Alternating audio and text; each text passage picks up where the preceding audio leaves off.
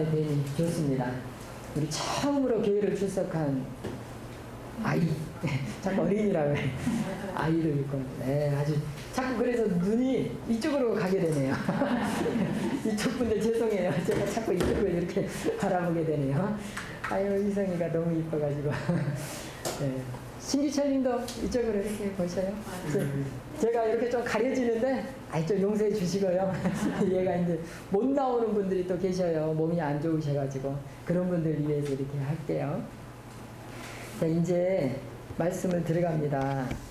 제목이 계속 성도의 삶이에요. 그래가지고 여러분들이 제목을 왜 목사님만 바꾸시나. 그게 아니고 계속해서 성도의 삶만 다루고 있어요. 그래가지고 그렇게 됐어요. 오늘은 성도의 삶 중에서도 그 형제들과의 관계에서 내가 어떻게 상처를 주고 어떻게 상처를 안 줄 것인가, 그런 부분을 다루고 있어요. 그러니까 살다 보면은 각자 생각하는 바들이 다르잖아요. 그러니까 원론은 같아요. 본질은 같은데 방법적인 면에서 다를 때가 있잖아요. 그럴 때 이제 은근히 상처가 된단 말이에요. 같은 걸 추구하는데도. 예를 들어서 우리 선생님들 같은 경우는 학생들을 가르치잖아요. 다 가르치자고 하는 거는 동의를 해요. 근데 방법이 다른 거예요. 그래가지고 그 방법 때문에 막 싸우는 거예요. 그래갖고 둘이 막 이제 왼수가 되는 거예요. 성도들도 마찬가지예요. 교회에 와서 죽으나 사나 다 예수님을 위해서 교회에서 이렇게 일을 하는 건 똑같아요. 예수님의 영광을 위해서 하는 거 맞고 교회 발전을 위해서 하는 게 다 맞는데 방법이 이제 서로 다르다고 얼마나 싸우는지. 저도 그래요. 똑같이. 그게 잘 안 돼요. 성향이 있어요. 그래가지고 상극인 성향제. 같이 잘해보자고 하는 건 방향은 똑같은데 이 상극이에요. 그래가지고 그렇게 부딪혀요. 근데 오늘은 어떤 소재로 이걸 다루고 있냐면은 여러 가지 소재가 있겠지만 오늘 등장한 것은 음식이에요. 왜 음식이 등장하냐면은 이 당시에 굉장히 많은 제사들이 행해지고 있었어요. 제사가 행해지려면 기본적으로 돈이 있어야 돼요. 그 돈은 음식에, 대부분 음식과 그 차리는 곳에 그게 들어가게 되거든요. 우리나라도 많이 했었잖아요. 가정을 해준 집이 왜 나왔겠어요. 너무 허례의식이 많으니까. 막 밥, 쌀 없는데 잿밥 해놔야죠. 또 뭐 제수 물건 막 날라야 되죠. 네, 영근 씨 어서 오십시오. 이러다 보니까 이제 우리가 우리나라에서도 그렇고 외국에서도 그렇고 굉장히 이것 때문에 문제가 많았어요. 그런데 경제적인 부분에서 문제뿐만 아니라 제사를 이렇게 다 지내고 나면은 동네에서 그 음식을 다 나눠 먹는단 말이에요. 그래서 저희 같은 경우도 그 시향이라고 그랬어요. 저희는 그 제사 이름을 시향 지낸다 이러는데 그걸 지내고 나면요 그 음식이요 어마어마해요. 그래가지고 묘에서 그 행사를 하고 나서 동네 사람들이 다 그 주변에 있는 거예요. 상관도 없어요. 우리는 그 제사에 아무 상관도 없는 동네 사람인데 거기에 다 줄 서 있는 거예요. 왜 줄 서 있냐면 그 음식 먹으려고. 그래서 갖고 가서 이제 나눠 먹으려고. 다 귀하니까. 이 시대는 엄청나게 옛날 시대잖아요. 그러니까 너무나 귀하잖아요. 너무너무 귀해요. 모든 게 귀해가지고 그걸 다 줄을 서 있는 거예요. 제사만 지내십시오. 제사만 지내면 내가 가서 그 음식 나눠 먹을 테니까. 그런데 문제는 어디서 시작하냐면 교회에서 시작하기 시작한 거예요. 교회에서는 우상을 섬기면 안 되잖아요. 그런데 복음이 들어간 뒤에 무슨 일이 벌어지기 시작하면 저거 우상한테 제사 지낸 건데 과연 먹어야 되는가? 이런 문제가 대두되기 시작한 거예요. 그래가지고 특히 유대인 성도들이 이 로마에 있었잖아요. 그러니까 유대인 성도들이 딱 보니까 저쪽에서 뭐 제우스한테 제사 지내지 뭐 말도 못하는 막 여러 신들, 더 웃긴 거 뭔지 아세요? 알 수 없는 신이라고 또 신이 있어요. 그 신한테도 제사를 지내는 거예요. 그러니까 제사가 엄청나게 많이 지내지는데 그거를 기독교인들이 먹을 것인가 말 것인가 논쟁하기 시작한 거예요. 엄청난 논쟁이 벌어졌습니다. 그래가지고 결론이 안 났어요. 지금 이때까지 결론이 안 나가지고 사도 바울이 가이드라인을 이렇게 딱 준 거예요. 음식을 먹든지 안 먹든지 그 제사 음식 제사 음식을 먹든지 안 먹든지 다 여러분들이 주님을 위해서 모인 거 아닙니까? 그 목적을 잃어버리지 마십시오. 여러분들이 왜 모였습니까? 그러면서 하시는 말씀이에요, 지금. 어떤 사람은 믿음이 좋아요. 믿음이 아주 훌륭해요. 그래가지고 음식에 대해서 초월했어요, 초월. 그래가지고 이 음식은 음식이기 이전에 식물이었던 거죠. 그리고 동물이었던 거죠. 그 식물과 동물은 누가 키웠냐는 거죠. 하나님이 키운 거 아닙니까? 그런데 하나님이 키운 동물과 하나님이 키운 채소로 제사를 지냈다고 그것이 뭐가 문제가 됩니까? 제사가 문제가 아니라 그걸 기르시고 지금까지 오게 하신 분이 하나님이니 나는 음식에 대해서 자유롭습니다. 이런 수준 높은 신앙님이 있었어요. 그런데 수준이 좀 낮으셔가지고 어떤 분이 뭐라고 생각하냐면은 저는요 저 우상 음식은 못 먹겠어요. 그러면서 거부를 하는데 문제는 그렇게 하고 끝났으면 괜찮은데 이 신앙이 좀 이게 견고한 분이 거리낌이 없다고 음식을 가서 막 먹어버린 거예요. 여기서도 먹고 저기서도 먹으니까 신앙이 이제 입문하신 분들 또 유대인 성도들 이런 분들은 허락이 안 되는 거예요. 그게 저 양반 우리 교회에서 장로고 집사인데 세상에 저기 가서도 먹고 이거 제사 저쪽 제사에서도 먹고 이쪽 제사에서도 먹고 다 먹더라. 저거 저래도 되는가? 이런 의문이 들면서 시험이 들기 시작한 거예요. 믿음이 연약한 성도들이. 그러니까 이것이 교회에 문제가 되기 시작한 거예요. 그래가지고 이거 가지고 사도 바울이 굉장히 고심을 했죠. 사도 바울 입장에서는 그 음식이 뭐든지 뭐 상관이 뭐가 있어요. 하나님이 기르셨고 하나님이 만드신 건데 우리가 아무렇게 그냥 먹으면 되지. 그러나 그것 때문에 시험 받는 사람들이 있으니 이렇게 된 거죠. 그럴 때 어떻게 할 것인가? 여러분들 같은 말을 해도 어떤 분이 말하면 아무렇지 않게 잘 받아들여져요. 근데 어떤 분이 말하면 속에서 천불이 올라와요. 막. 같은 말인데 그 왜 그런지 아세요? 평소에 그 사람과의 관계가 문제인 거예요. 평소에 그 사람을 사랑으로 대하고 아끼고 존중하고 이랬으면요 딴 사람이 뭐라고 해도요 저것은 나를 위해서는 말이야 이렇게 받아들인단 말이에요. 근데 평소에 관계가 안 좋으면요 같은 말을 해도 아주 기분이 나쁘다고요. 이 관계 평소의 관계가 문제예요. 그래서 13장에 뭐라고 그랬냐면요 지난번에 모든 율법의 완성이 뭐라고 그랬을까요? 두 글자 사로 시작하는 사랑이에요. 사랑. 모든 율법의 완성이 사랑인데 이 14장에 나와 있는 이것도 똑같은 원리예요. 누가 나 때문에 상처를 입었다.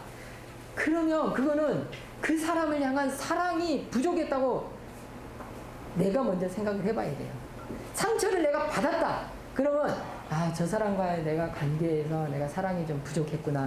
이게 느껴져야 돼요.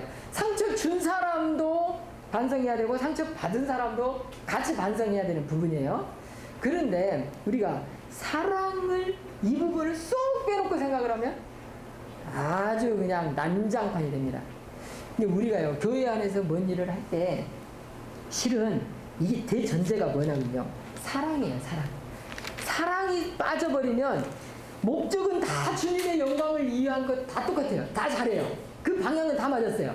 근데 수많은 상처를 입고 교회 떠나고 또 교회를 떠난 것뿐만 아니라 나는 이제 예수님 믿다 말이에요. 이런 일이 벌어지고 이렇게 된단 말이에요. 사랑이 중요해요. 굉장히 중요한 부분이에요.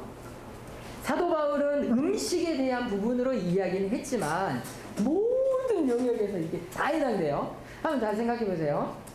우리 중에 이게 조용히 예배를 잘 드리잖아요. 근데 어떤 분이 막 떠들어요. 그런데 희성이가 떠들면 용서가 돼요. 쟤는 나한테 한마디도 안 하니까. 그런데 다른 분이 떠들면은 그거 싫어해요. 왜 그러냐면 그분은 나한테 뭐라고 하니까. 이게 참 희한해요. 그러니까 우리가요 희성이를 바라보듯이 조건 없이 희성이를 볼 때 제가 나한테 10,000원을 줄까? 나한테 100,000원 줄까? 이런 거 안 하잖아요. 제가 나한테 뭐 한 자리 줄까? 이런 거 안 하잖아요. 그냥 조건 없이 그냥 희성이는 그냥 사랑 이렇게 되잖아요. 근데 우리는 성인들끼리 만나잖아요. 그럼 거기에 조건이 붙기 시작해요. 그래가지고 내가 저 사람 아무것도 나한테 안 해주는데 내가 꼭 해줘야 돼? 뭐 이런 마음이 막 들어간단 말이에요. 그래가지고 희한하게 성님들끼리 만나면 이게 잘 안 돼요. 그런데 그게 되는 법이 있어요. 바로 말씀 안에 들어오면 사랑이라는 그 출발점에서 그게 가능해져요. 우리 교회에서도 이게 가능해질 수 있는 게 사랑이 있기 때문이에요. 근데 그게 내 사랑이 아니에요. 하나님이 주시는 사랑으로 그게 가능해져야 되는 거예요. 우리가 아무리 가족이라고 그래도요, 이게 막 싸울 수가 있잖아요. 그런데 남이어봐요. 남이면은 이거 회복 안 돼요. 가족은 그래도 어떻게 싸우다가 이게 회복이라도 되는데 남은 정말 안 보면은 끝나잖아요. 그래갖고 싸운 시점부터 안 봤어요. 그럼 그 사람에 대한 안 좋은 생각이 계속 갖고 있는 거예요.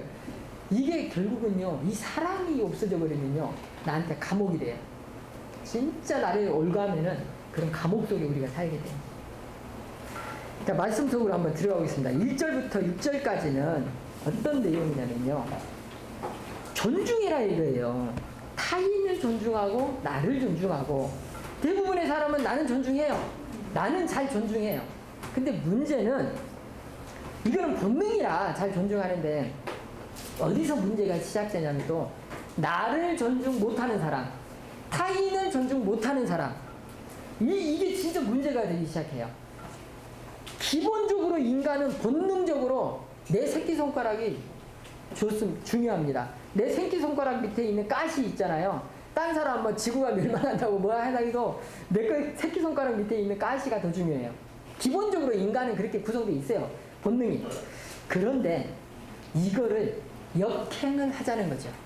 본능을 역행하는 거예요. 이 교회에 오면은요, 이게 잘 안 되잖아요. 근데 교회에 오면 해야 돼요. 왜냐하면 하나님의 말씀이니까, 사랑해라 했으니까, 남을 사랑하고 남을 존경하고 라고 했으니까. 그러니까 본능을 역행해가지고 남을 존중하고 남을 사랑하고. 그런데 나를 사랑하지 못한 사람은 이게 나중에 큰 문제가 됩니다. 내가 나를 존중하지 못하는 사람이 있잖아요. 타인을 존중할 수가 없어요. 이게 여러분들 교회에 오면은요, 이게 가면을 딱 쓰고 오잖아요. 집에서는 안 그러는데 교회에 오면 살포시 미소를 지어요. 그리고 다 인사를 껏듯이 잘해요. 특히 안내하시는 분들은 정말 그걸 잘해요. 직분이 높으신 분들은 더 잘해요. 가면을 이렇게 딱 잘 써요. 그래가지고 나를 존중을 안 했는데 타인을 존중하는 것처럼 행동할 수 있어요. 우리 교회 다니는 사람들은. 특히 성인들은 그걸 잘해요. 그런데 나를 존중을 안 한 사람은 정말로 대단한 특징이 하나 있는데 가족들을 괴롭혀요. 한번 여러분들 가족 중에 유독 자기 식구들을 괴롭히는 사람들이 있죠. 자신을 존중을 안 해서 식구들을 괴롭히는 거예요. 그럼 나를 어떻게 존중해야 되냐면, 내가 나를 사랑하는 출발점은 누구를 받아들이면 돼요. 퀴즈, 누구를 받아들이면 될까요?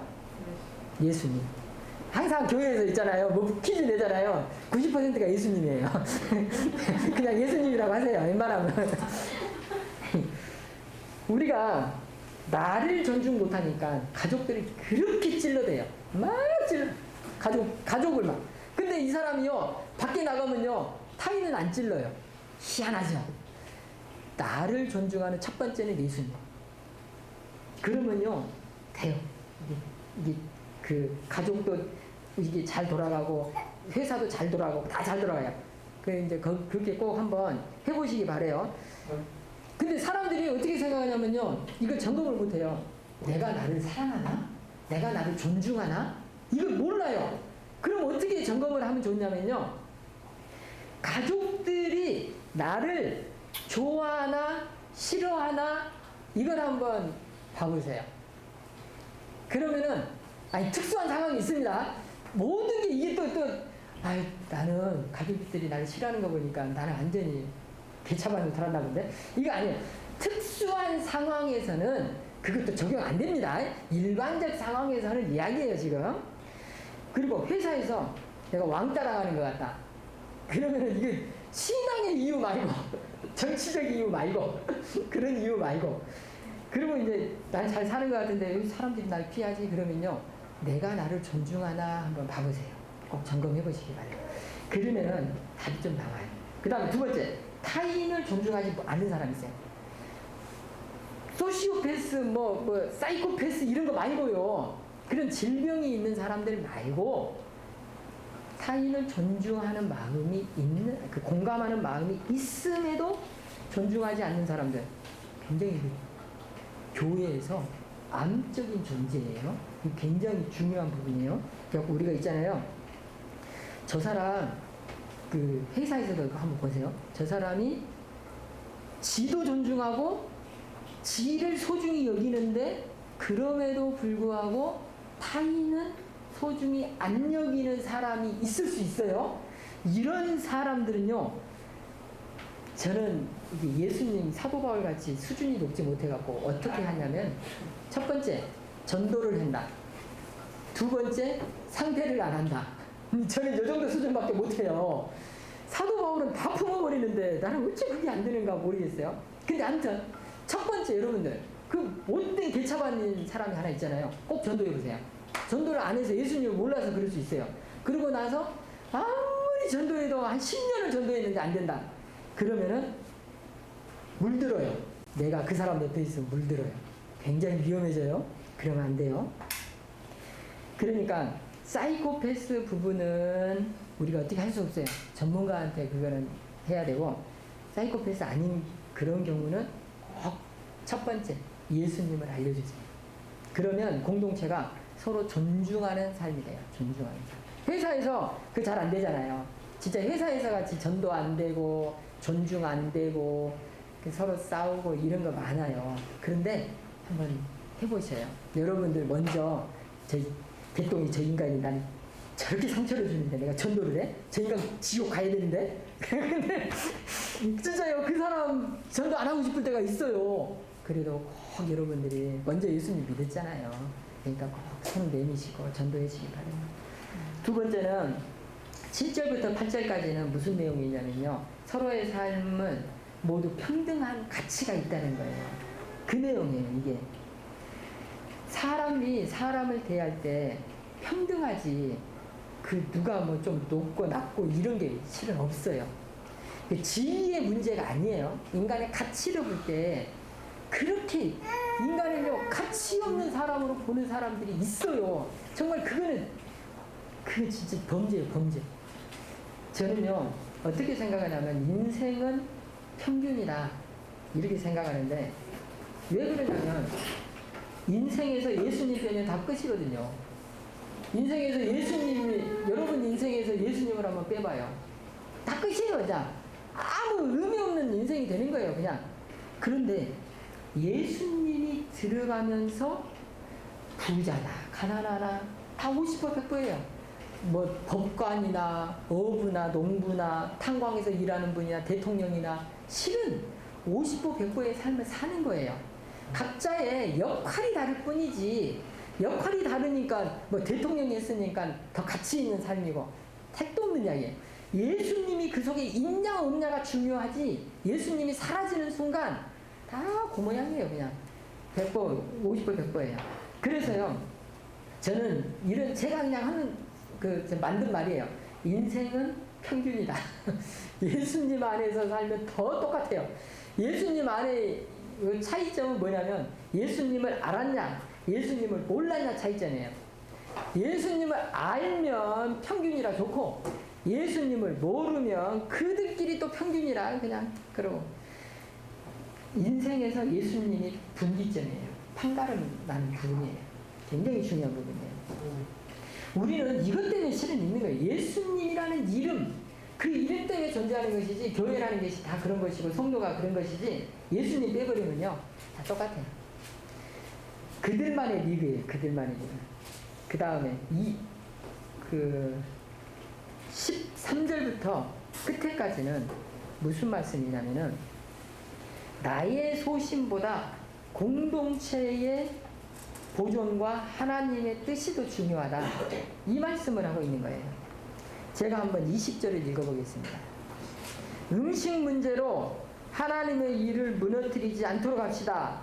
음식은 다 깨끗한 것이지만 어떤 음식을 먹는 것이 다른 사람을 넘어지게 한다면 그것을 먹는 것은 그 사람에게 좋지 못한 것입니다. 이게 무슨 말씀이냐면요. 음식 문제로 예를 한번 들어볼게요. 어떤 사람이 장로님이신데 식사를 하실 때 약으로 쓰기 위해서 술을 먹는 분이 계셔요. 한 잔씩 그 포도주를 그걸 마셔야 그 사람의 병이 이렇게 치유되고 몸이 유지가 되는 거예요. 그런데 장로님이 이제 다 안단 말이에요. 근데 이분이 10년 동안 그 일을 해오는 것을 알아요. 교인들도 다 알고. 근데 세 가족이 왔어요. 세 가족이 딱 와서 보니까 장로님인데 반주로 술을 드신단 말이에요. 그래서 이 성도들이 이 새신자가 상처를 입은 거예요. 한국에서는 교인들은 술 안 먹는데 왜 저분은 자꾸 새신자인데 다른 분들은 다 상처 안 받아요. 이미 10년 동안 알고 있으니까. 그렇게 자신의 건강을 위해서 술을 마시는 게 좋음에도 불구하고 누군가가 시험이 들었다. 그러면 술을 안 먹는 게 좋다는 거예요. 이 말씀은. 공동체가 하나 되는데 나의 신앙의 높음이 다른 사람들한테 걸림이 된다면 차라리 그 일을 하지 마십시오. 이 내용이에요, 지금. 내 소신이 있어요. 그 이제 좋게 말하면 소신일 수 있고 나쁘게 말하면 똥꼬집일 수가 있어요. 이게 누구나 있죠. 그게 이제 자기만의 그 기준이 있잖아요. 삶의 기준이 있어요. 근데 이것이 공동체를 위하는데 좋을 수도 있고 나쁠 수도 있잖아요. 공동체를 해칠 수도 있잖아요. 그 소신이. 그런데 그것을 계속 고집하다가 공동체가 다 깨져버리고 산산조각 나버렸다. 그러면 사도 바울은 지금 뭐라고 그러냐면 그런 일은 하지 마십시오. 당신의 소신이 그렇게 좋다 하더라도 20절 다시 읽어보겠습니다. 음식 문제로 하나님의 일을 무너뜨리지 않도록 합시다. 내 신앙이 높다고 내가 굉장히 견고하다고 그래서 딴 사람을 무너뜨리기까지 내 신앙을 자랑할 수는 없어요. 그러면 안 돼요. 우리가 살다가 진짜 이 부분을 조심하셔야 돼요. 저도 이 부분이 잘 안 돼요. 그 교회를 담임 목사는 이제 복음의 순수성을 지켜야 되고 교회의 존재 가치를 지켜야 되고 이럴 때가 있단 말이에요. 그런데 성도들 중에 잘못 가는 사람들이 있을 수 있잖아요. 그러면 교회의 원칙도 지켜야 되고 잘못 가는 사람도 건져내야 돼요. 근데 이 두 가지가 충돌을 일으킨단 말이에요. 원칙을 지키면 저 잘못 가는 사람을 차내야 돼. 그런데요, 저 사람도 하나님의 백성으로 부름을 받게 해야 되잖아요. 그 사람을 받으려고 그러면 원칙이 또 손상이 될 수가 있잖아요. 이럴 때 중요한 가치가 충돌을 일으킨단 말이에요. 이럴 때 어떻게 하냐는 거죠. 그러니까 담임 목사일수록 이 부분에 대해서 굉장한 고민이 생겨요. 너무나 많은 고민이 생겨요. 그런데 여러분들이라고 이 고민이 없겠습니까? 리더들은 다 이 고민이 있게 돼 있어요. 그러면 여러분 속으로 생각해요. 저는요 말단이에요. 여러분 아무리 말단이어도 여러분 인생의 리더예요. 여러분은. 근데 모든 사람이 이 고민 앞에서 고민이 심각해져야 돼요. 여러분들의 소신이 있고 여러분들의 원칙이 있지만 이게 과연 공동체를 위해서 좋은 것인가? 이거 굉장히 중요한 부분이에요. 살면서 굉장히 많이 부딪힙니다. 그리고 목사님들 모임에서도 이래요. 어떤 목사님이 간증을 했어요.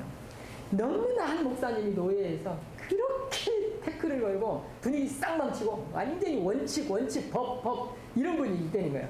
근데 그 목사님이 이제 그 A 목사님이 그분한테 막 싸움쳤어요. 그분이 그 노예에서 A 목사님이 노예에서 30년을 있었어요. 그러니까 완전히 터줏대감 완전히 그 연수로 봐도 높아요. 그런데 그분이 그렇게 꼬장꼬장 하니까 막 싸움치니까 여러 동료 목사님들이 선후배 목사님들이 박수를 쳐줬어요. 잘했다. 아이고 속이 시원하네. 내가 할 거를 당신이 A 목사님이 해서 아이고 감사하네. 딱 이렇게 칭찬을 했단 말이에요. 그리고 이제 걸어왔어요. 딱 왔는데 전화가 한 통 오더래요.